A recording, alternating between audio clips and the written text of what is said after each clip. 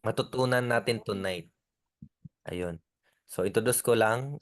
Coach Vince, good evening. So, can we welcome him? Ayun. So, magandang gabi sa'yo, Coach Vince. Good evening, guys. Good evening, Coach Clark. So, ayun. Let me share first my, yan. Can you see my screen po? Pa-confirm if nakikita niyo yung screen ko. Okay, so yun. So, tonight, I'll be talking about ICT or yung sinasabi nila na SMC.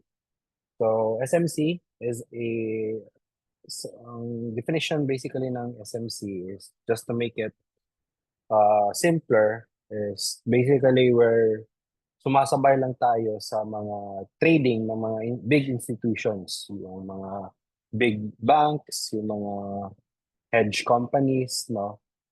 Na sila din yung gumagalaw sa market. So yung ginagawa lang natin dito sa SMC is we're just following their digital footprints, kumbaga, no? So ayan, SMC 101. Ituturo ko to sa inyo ngayon and bear with me, no, because it's gonna be very technical, no, kasi in this presentation I'll also share yung how I trade, how I use SMC sa trading ko. Okay? So, first and foremost, define muna natin ano yung SMC. So, by definition, smart money concept involves the behavior of institutional players such as banks and hedge funds, and basically we're just analyzing the supply and demand ng mga areas, the order blocks, and yung price patterns na ginagawa nila when they're participating sa market. No, so pinaka-basic dito sa smart money is paggamit ng supply and demand, the market structure. So uh, actually I've discussed this on the previous na ng mga sessions, no? So parang nag-change terms lang talaga yung SMC, no? Still support and resistance, pero we made it modern this time, no? So, smart money often leaves footprints of their trading decisions on the chart. And ayan, smart money concept traders are to follow. We're just following their footprints, no? Hindi tayo yung uh, no, we're just like surfers, kumbaga. We're just following the waves, di ba? Di ba ganyan yung surfers. So, ganyan yung ginagawa natin dito. Tapos, ang philosophy with SMC is, ang, actually, yung SMC is a philosophy. No? Hindi siya, uh, anong, parang, proven, no? Kasi, sinasabi dito, there are market makers, no? The banks, hedge funds, actually, sila yung gumagalaw. At least that's the ito yung pinupush sa concept na to. Sila yung gumagalaw sa mga candles, yung mga huge red and green candles. No? Kasi tayo, we're just retail traders. So, sunod lang talaga tayo dito. So, while this may sound like a theory, it's worth looking into. So, tonight, let's dive in deeper. Ano ba tong SMC, no? So, ito yung i-discuss natin tonight. Ano ba yung order blocks? How to spot order blocks? What is a order imbalance? Or yung tawag nila na FVG, fair value gap. And then uh, paano ba maggawa ng mga areas sa trading view, especially sa trading view, paggawa ng mga supply and demand ng mga zones. Power of three concept, that's the concept. Actually, na-share ko na din to last time for trade concept. And finally, how I trade SMC, how I use SMC sa trading ko, no? So, ayan, let's get started. Let's first define ano yung order blocks. Order blocks, it refers to price areas where large market participants such as institutional traders have previously placed a big buy or sell order. So, if pupunta tayo sa trading view, usually ang mga order blocks, for example, ito yung mga order blocks na naka-highlight dito, no? So it's usually let's say ang hinahanap natin is a bullish order block. So to spot a bullish order block, we need to look at the previous red candle before the impulse move. And this could be a bullish order block.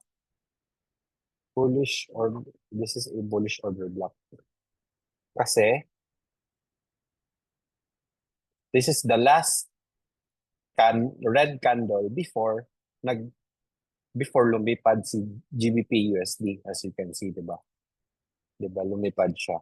Then sa opposite naman sa bearish order block, yan, it's the last green candle before the impulse move, as you can see dito. So this could be a bearish OP. Ganun lang ka-simple. So basically, it's just support and resistance, di ba? As you can see. So let's not get confused, no, sa mga terms dito sa SMC. So ganun. The concept of order blocks is a certain type of approach for identifying key levels of support and resistance, like what I said kanina. It's based on behavior, the institutional traders. So ang logic kasi dun, bale, naglalagay sila ng mga, let's say, for example, dito, naglalagay sila dito ng mga malalaking orders na buy, causing for that huge impulse move, yung biglang tataas na walang retracement. That's their, sila yung gumagawa ng ganun, no? So that's through order blocks, ma-identify natin saan sila gumagawa ng ganun. Then, sunod, how do we spot order blocks? So, ayan, just by explaining the concept, that's how we spot. So, ako, when I hop on a chart, kahit years of experience sa trading, immediately nakikita ko yung mga order blocks diretso. No? So for this one, example, of UST. So I could consider this na order block to for a bearish order block. Then it would be that this one is a bullish order block. No? So support and resistance basically. And sometimes yung mga order blocks, hindi pa yan binabalikan. Pero sa concept natin dito, usually, yung hinahanap natin is dapat babalik sila sa mga order blocks before going to that original direction. No? Yan. So order blocks often act as a support and resistance levels. No, so instead of a line, kasi yung natutunan natin when it comes to support and resistance is usually naglalagay tayo ng linya. This time sa order blocks kasi, naglalagay tayo ng mga boxes or zones. No, so that's important to know na during yung mga zones na minamark out natin, these are possible point of interest or yung pwede natin tingnan where the price would react. No, so ayan. If the price bounces off an order block more than once, it is seen as a strong level of support and resistance. No, so parang support and resistance lang talaga. Change lang siya. So potential order blocks are marked at the price level where these reactions happen. No, so we're anticipating lang talaga sa reaction sa mga POIs nyo. No, ganon ang purpose ng order blocks. Now, sunod, this is my favorite concept. When having a lot of criteria towards SMC trading, aside sa order blocks, we also have order imbalance. So ano ba yung order imbalance? Or pinaka-popular na tawag nito is fair value gaps. So, ayan, again, when I hop on a chart, talagang fair value gaps at order blocks lang yung hinahanap ko. No? So, and first, let's define muna ano yung fair value gap. Fair value gaps occur when buying or selling pressure leads to significant price movements, leaving behind gaps on the price charts. So isipin lang natin na whenever every time institutional traders put in their orders, usually 'di ba gumagawa ng impulse. So dapat always ibabalance ng market yung mga candles. No? So for this example, dito sa picture natin nakita, this is a bullish order block. At the same time, nung lumabas yung bullish order block, gumawa siya ng impulse move, di ba? And this time, it created a fair value gap or order imbalance wherein usually talaga, binabalikan ng price yung imbalance na to. So, tingnan natin ano nangyayari dito. Ayan. So, fast forward, ito yung nakita natin. Since we have that we have that fair value gap, binalikan ng price before it continued to go up. No? So, nagets nyo ba? Nagets nyo yung fair value gap na sa sobrang lakas ng buying or selling pressure, nag-lead siya ng gaps. So, if pupunta tayo sa charts, let's observe, no? Let's observe na usually, if nag-create ng order blocks, binabalikan yung price. No? So for example, for the current price dito ni AUD/USD, maraming order blocks, di ba? Kita nyo, this is an order block. This is an order block, maraming order blocks. So, alam natin in the future, si AUD/USD will eventually go back sa taas before it could either continue going down, no? So maybe next month, the coming months, weeks, pwede to tataas si AUD/USD tapos bababa to continue its direction. Pero let's uh, punta tayo sa historical na mga prices. If nakikita nyo, for this example, we have order blocks, di ba? And ano yung ginawa ni market? Di ba? Binabalikan. O dito, for this specific order block, ano yung ginawa niya? If we look at the right, pumunta muna siya before going up. Diba? Titingnan nyo. Oh, sorry. Diba, we have this order block. This is an order block. So it created an impulse move. Diba? Nag-create siya ng impulse move dito. So, it left a lot of fair value gaps. Then, this specific order block dito, binalikan ng price before it continued up. So that's the power of fair value gaps. Or you could use this as added confluence sa trading natin.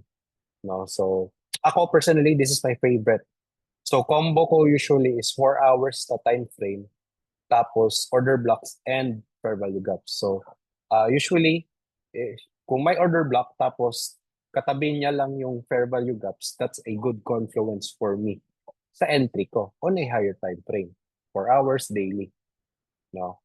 So later on, expound ko how I trade. So yan, that's for order imbalance or fair value gaps. Sunod, actually this is how, ito na pala.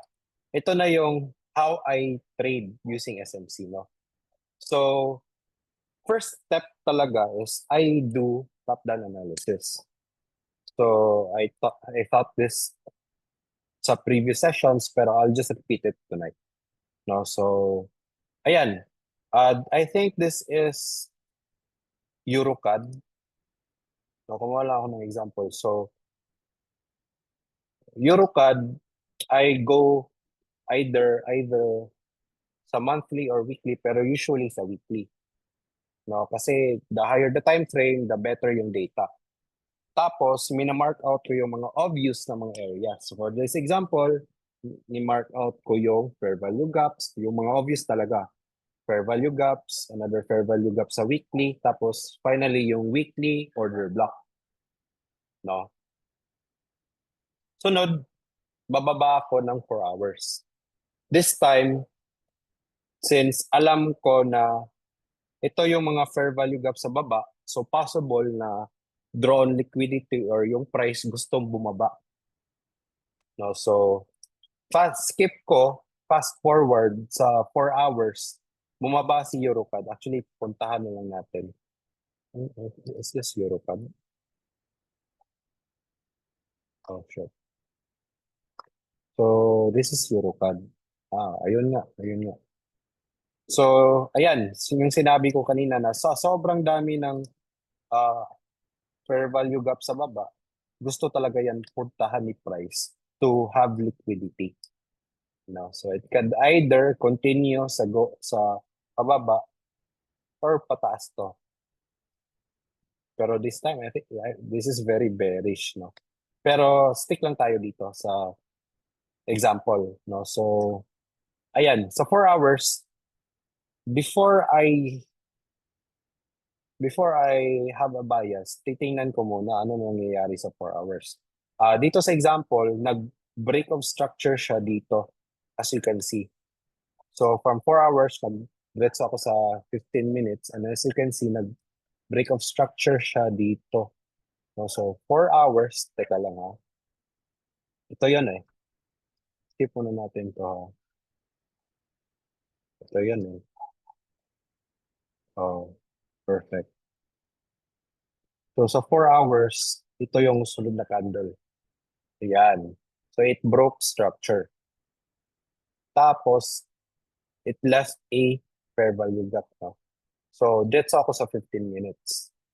Sa 15 minutes, naka-mark out nito yung break of structure. Tapos, as you can see, diba? Kita nyo, sobrang daming fair value gaps dito. Kasi sobra dami, diba?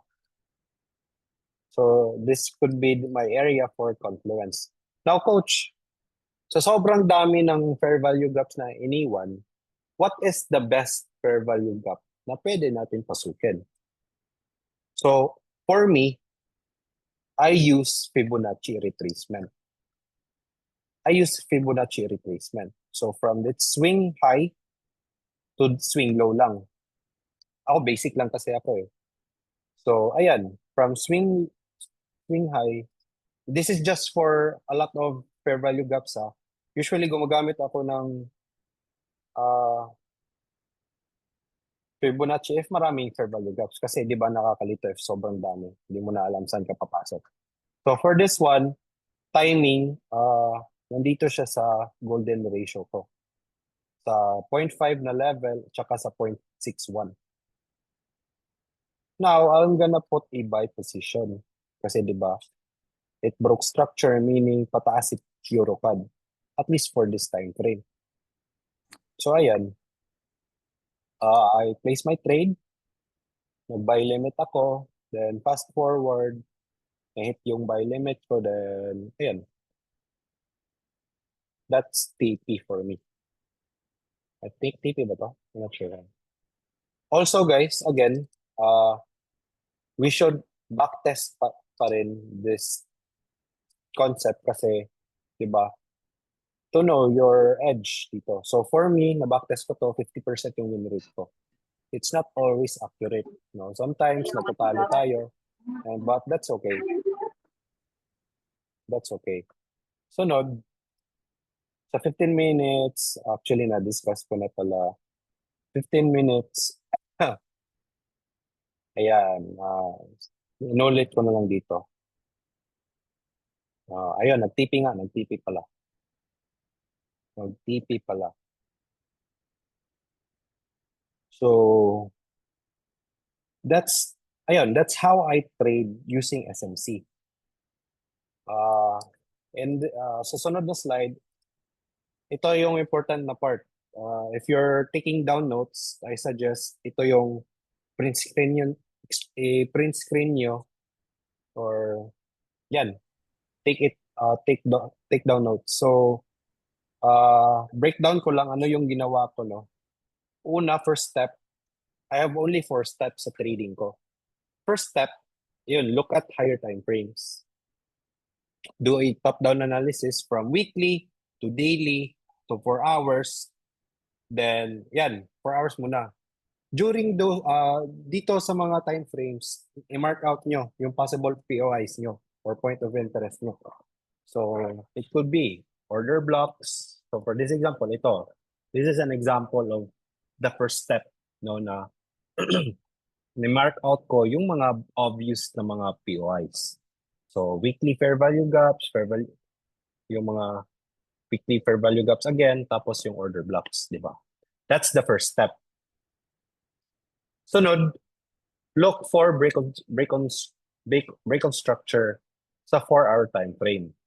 So, ito yung break of structure. No? So, if you're looking for a buy, so upside niya, break of structure na upside pataas. Kung pababa naman, so the opposite lang. No? So, after this presentation, I'll have more examples. No? So, yan. Look for break of structures, no, on ako personally 4 hours na time frame ako. Kasi that's the closest na higher time frame at the same time lower time frame na din siya kasi in just one day gumagalaw yung candle sa 4 hours, di ba? No. So, yan. So, that's for my confirmation entry or kung confirmation bias basically. Finally, if you want to execute a trade, sa third step is diretso na ako sa 15 minutes. So, from 4 hours, diretso ako sa 15 minutes. Tapos sa 15 minutes, gagamit ako ng Fibonacci retracement as my entry. So, kanina, a while ago, I use Fibonacci if maraming fair value gaps. Pero in general, yeah, I still use Fibonacci sa entries ko. Usually, yung level yung 0.5 tsaka yung 0.6 Q1 na level yung golden area ko. So, if you're asking for the settings, ito yung settings ko for Fibonacci retracement. So, ayan. Tingnan nyo na lang. Ayan. Anyways, this is recorded, so we can always go back to this video. Diba? So, ayan.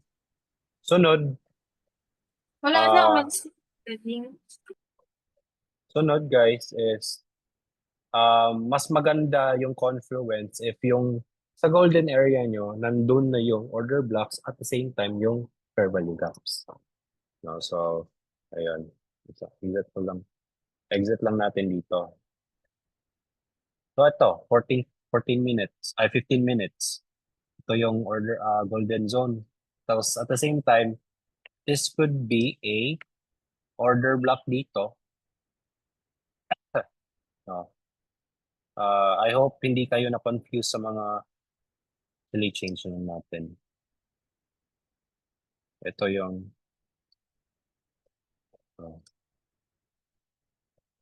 fair value gap. So, usually combo siya. OB. In MOB. So, usually combo dapat. So, dapat present si fair value gap at the same time present din si order block. So, ayan. So, this time, I have 3 confluences, diba, sa entry ko. Una is yung Fibonacci retracement na 5.5 level. Sunod is the fair value gap. Then lastly is the order block. No? Kasi if pupunta tayo sa 30 minutes, ayan. If pupunta tayo sa 30 minutes, guys, ito yung order block pala. Diba? So, nililinis natin yung order blocks. No? So, ayan, di ba? Order block, fair value gap, golden area ni Fibonacci, entry. Di ba? Tapos, ano ba yung sunod? So that's for the third step. Then the fourth step is have a comfortable pips na set ninyo for your stop loss. So ako guys, I have a 20 pips. Usually 20 pips yung stop loss ko. No? So kung ayun, set TP to its closest liquidity or either have a 1:2 risk rewards for. So sa pag-set ng TP pala guys, it's either 1:2, no? So dito nyo makita yung 1:2. So for this one, 1 pa to. Pero if tataasan natin yung TP, yeah, that's 1:2. No. Pero it's either the highest liquidity. So yung liquidity na makikita natin is dito. 'Di ba? This is the liquidity na si price will want to go. So it's either 1:2 yung risk reward na TP mo, or if you want to be greedy, if you want a lot of profit, ayan, sa liquidity ka mag-set ng TP. So that's for TP. Then for SL naman, ayun, yung sinabi ko na you need, ako personally, 20 pips yung TP, SL ko. So for SL, ayan, it's either 20 pips or yung area na gusto nyo ilagay na hindi naabot yung liquidity or tapos na yung liquidity. No? For this example, dito, we have, delete ko muna to. Ayan. So dito ako maglalagay ng stop loss ko. So maybe 20 to 30 pips for me is okay na. Pero more than that, parang lugi na ako sa risk reward ko. So it depends na lang sa iyo kung ano yung gusto nyo when it comes to your SL. No? Then, ayan, finally, no?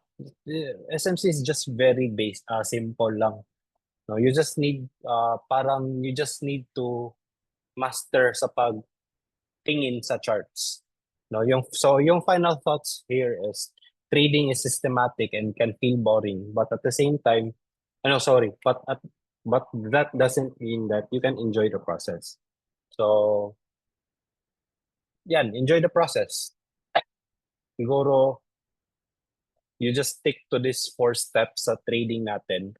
If you're into SMC, you can focus on these 4 steps para gagawin nyo sa trading nyo.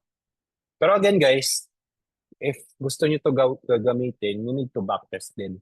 At least 100 times para malaman nyo ano yung win rate nitong strategy ko, no? So, ayan. That's the final slide sa presentation ko. And this time, let's look into more examples, no? So, ayan.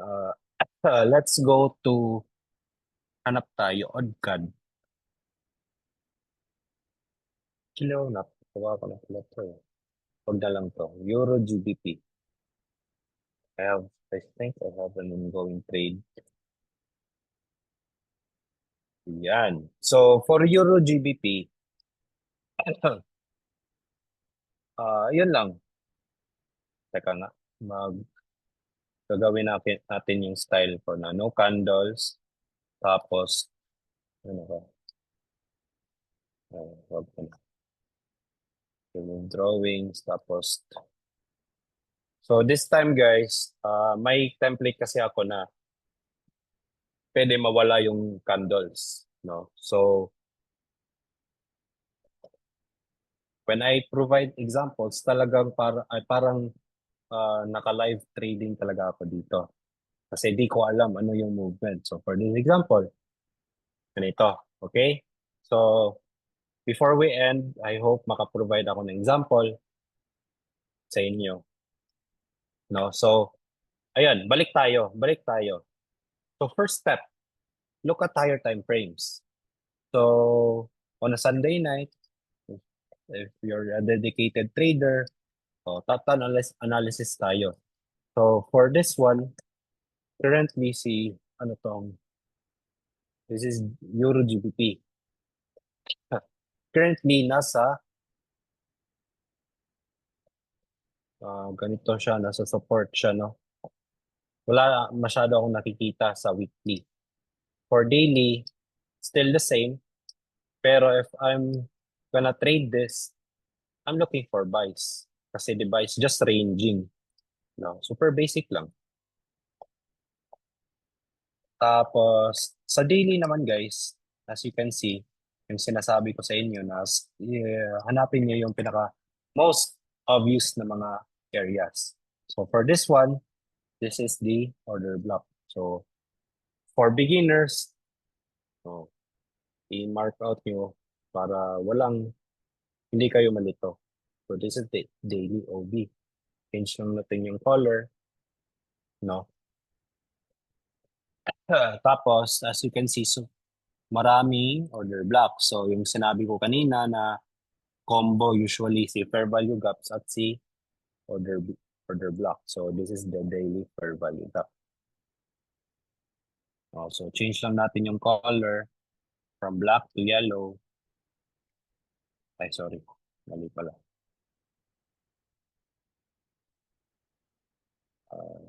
Ayan. Change lang natin. So, I hope you're following guys. This is how I trade. So let's say Monday to. Or, yeah, anytime the week. Tapos, ayun, mark out ko na yung mga obvious na mga areas for my POIs. After sa daily, punta ako sa 4 hours. Sa 4 hours, ayun, di ba, maraming order. Actually, wag na. So, ako, if I were to trade this, I would sell. Pero, antay muna ako ng confirmation, no? So, let's wait if pupunta ba si price dito. Yan na.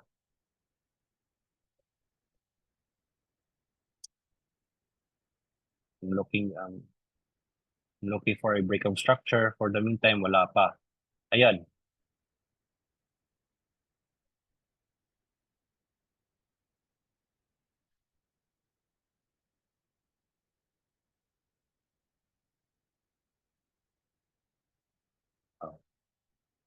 So, dito guys,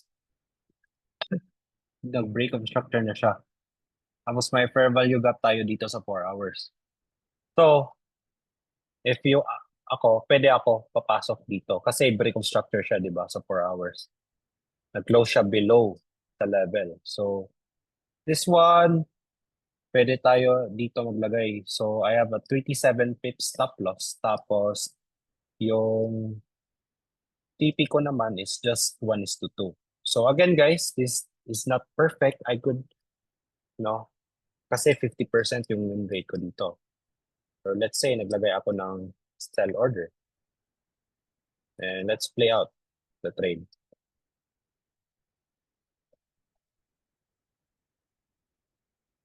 And then, ayan. Diba? That's how I trade. So, first step, look at the higher time frames, mark out ko yung mga obvious na areas. Sunod, second step, look for the breakout structure sa 4 hours. So, dito, this is the second step, guys. Diba? Diba dito? So, this is my confirmation na nag-breakout structure na si 4 hours kasi nag-close below na siya. Diba? Nag-close siya below dito. So, may nangyari na BOS. That's the second step. Sunod, ano yung sunod? Actually, nag-skip nga ako sa third step kasi sa 4 hours, may obvious na fair value gap dito. Pero ayan, for third step, punta tayo sa 15 minutes. Pero dito, wala kayong makikitang fair value gaps. So that's why sa 4 hours ako nag-stick. No? So ayan, naglagay ako ng sell position, no? So it's up to you lang talaga, no? So that's for the third step. So napansin nyo at the same time, hindi na ako gumamit ng uh, Fibonacci retracement kasi isa lang naman din yung fair value gaps, no? So yung trading strategy ko is situational lang talaga, no? So you need to be flexible with this kind of strategy. I hope magamit nyo to, no? So that's the third step. Then finally, yung fourth step is either 20 pips to 30 pips na stop loss. So for this one, timing lang din na nandito yung liquidity. So nilagay ko yung stop loss ko dito. Tapos hindi naman umabot ng 30 pips. So that's an okay trade for me. Tapos at the same time, yung TP ko is sa previous low niya. No? So it's just up to you. And ayan, layout nyo lang.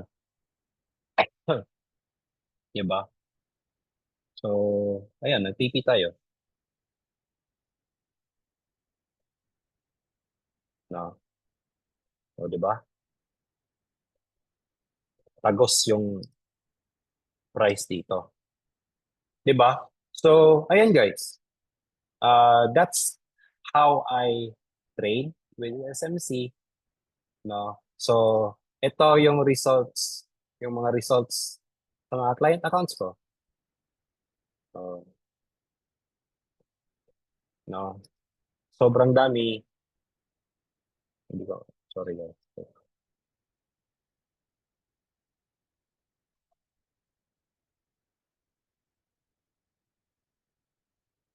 Basta, di mag-load eh. Pero ayan, my point here is, you can use this strategy. Basta alam nyo lang, when there are times na hindi nyo alam yung gagawin nyo, just stick to the steps, no? Para, ayan, happy tayo lahat. So, ayan, I'm done with my presentation. I'm giving out examples. I'm open now to questions before we end. So, may question dito si Mr. Mark. How to spot po BOS? Kung ako nag-trade, baka mag-out ako kala ko mag-hit sell. So, another lesson I want to share to you is when you're having positions or naglalagay kayo ng mga limits or let's say nasa trade ka na, I suggest you don't look at it, no? So for me, noon, I put, ano ba to? I put, what's the term? Sorry, exit muna natin to. Naglalagay ako ng, alert. So, alert kasi para hindi na ako titingin sa charts. No, so let's say naka-sell ka dito. Example lang let's say naka-buy ka. Let's say naka-buy ka dito. Sorry, let's say naka-buy ka dito. Tapos hindi ko na titingnan if na-stop loss ako or na-TP ako. Kasi nakalagay na ako ng, ayan, alerts. So, one tip na i-share ko sa iyo is using alerts. So, stop loss hit. Lagay nyo lang. Tapos, ayan, it will notify your phone and actually mag-email din si TradingView. Sa the same time ito, lagay din kayo dito. May stop loss, tapos may TP hit. TP hit. So alam nyo na. Alam nyo na you don't need to look at your charts, no, para hindi kayo anxious sa mga trades nyo, no. Tapos to answer your second question, Mr. Mark, sa 4 hours, how to spot sa breaking structure, ayan, antay ka talaga sa 4 hours. No? So, we will always go back sa trading na it's a patience game. Di ba? Kasi 4 hours. So, 4 na oras kang mag-aantay. Pero worth it naman if you're enjoying the process. No? So, dapat yung criteria for a breaking structure is usually nagko-close. For example, For this example, this could be a BOS kasi nag-close above. So, sinira niya tong resistance area. Uh, upside. Ano pa ba? For ito, di ba, kita nyo, support to. Pero dito, tumagos na. So, ayan, nag-close siya below the area. So, this could be, this is a break of structure. Ayan, di ba? That's how you spot break of structure. Di ba? Simple lang naman yung trading. No. This is just 10% of the total ano ba, total journey ng pagiging profitable trader. No, kasi again, 70% yung psychology. So this is just 10%. And guys, so do you have other questions before we end? No. Basta stick to these 4 steps. And I promise you na it's gonna be helpful talaga when it comes to trading. Ayun, nag-raise ng hand si Coach Mel. Do you have questions, Coach Mel? Hi, Coach. Good evening. For this strategy, Coach, do you have specific currency pairs na parang nakita mo na pinaka mataas yung probability to win? And then kung yes, ano din po yung time, like time of the day na best silang tinitrade? Kasi nakita ko kanina most of your trades are more into euro na mga currency pairs. So Oo. mga 3 p.m.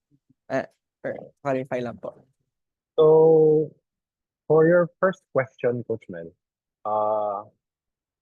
especially if you're starting to trade pa or newbie pa kayo, focus muna kayo sa Euro USD tsaka GBP USD.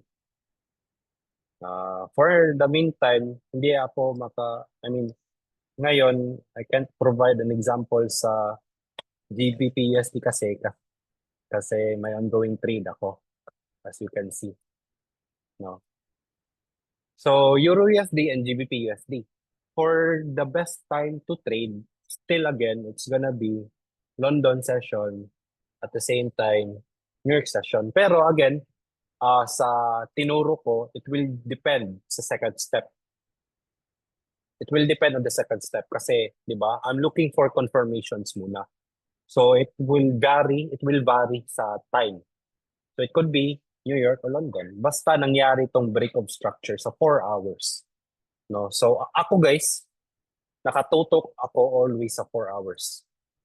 As in, like for this one, itong setup na to for GBP USD, this is 4 hours. No, this is 4 hours.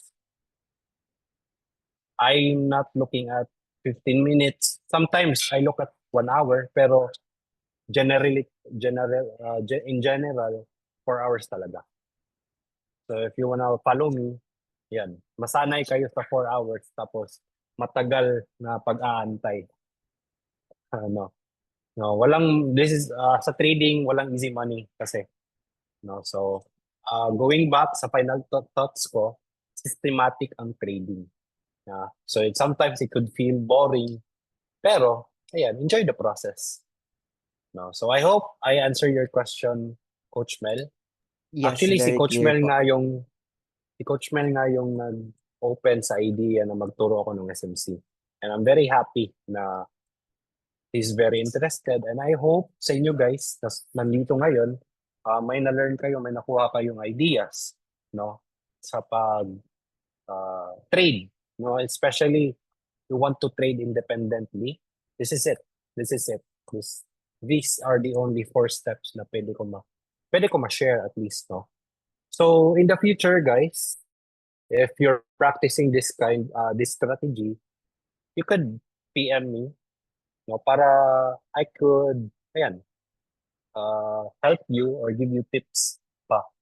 No, again, so closing remarks ko is enjoy the process lang, guys. Apply lang. Apply yung ito, no? So 50% yung win rate dito, no? So talagang stick tayo sa process. Tapos, ano pa ba? Ayan, be flexible. No, that's my last words sa tonight's presentation. Be flexible sa strategy nito. No? So, ayan guys. Thank you for tonight. Kahit maliit lang tayo, we're just 15, pero I still appreciate it kasi, ayan, you're very dedicated kasi Friday night, diba? So, most of you are gonna be going out, pero ayan, nandito kayo. So, I really appreciate and thank you for listening tonight and see you sa mga future na mga sessions. So, ayan, bye-bye guys and have a good night. Yan. You, Coach Thank you Vin. po. Ayun. Bye-bye. Thank you guys. Thank you, Coach Vince. Good night. Coach Mel, pwede ako pa share ng recording mo Apo. pa. Thank you, Sige thank po. you. Okay. Okay, bye-bye guys. Bye, Coach. Thank you.